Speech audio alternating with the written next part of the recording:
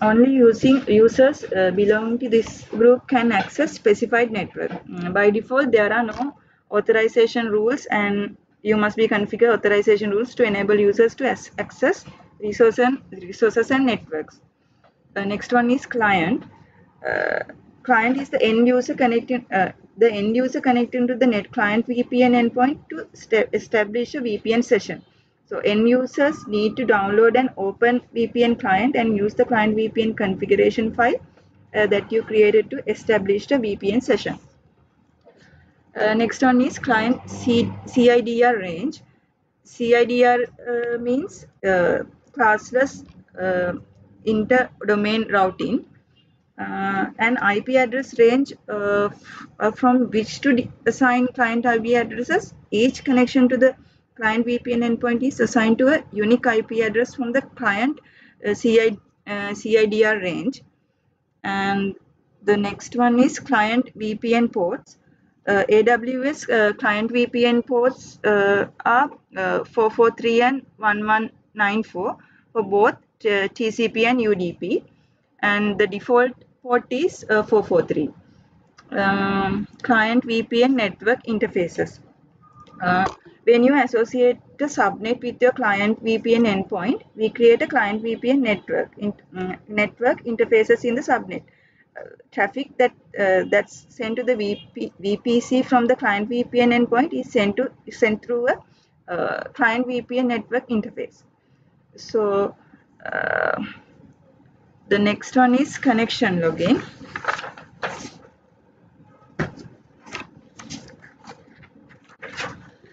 Here you can enable connection login for your client VPN endpoint to log connection events. You can use this information to analyze how your client VPN endpoint is being used or debug connection issues. Last one is working with client VPN. So you can work with client VPN in any of the following ways. First one is Amazon VPC console. I will go through each by each first.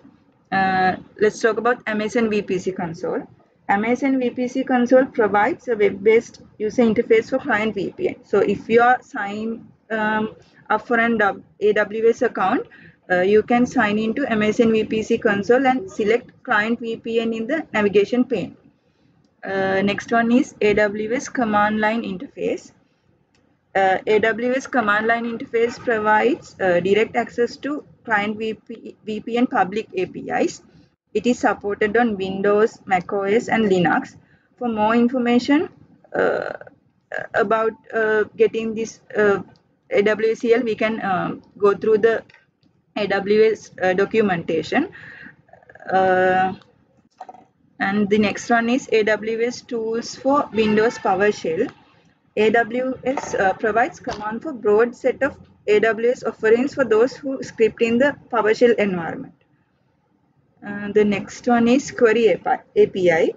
The client VPN HTTPS Query API gives you an programmatic access to client VPN and AWS. And the HTTPS Query API lets you issue HTTPS requests directly to the service.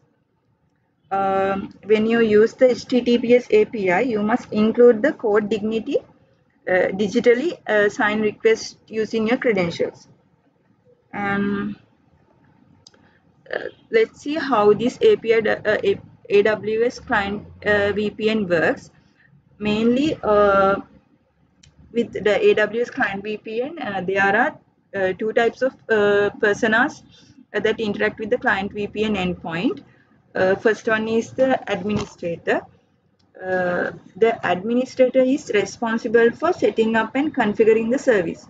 This involves creating the client VPN endpoint, associating the target network, and configuring the authorization rules, and setting up the additional routes as well.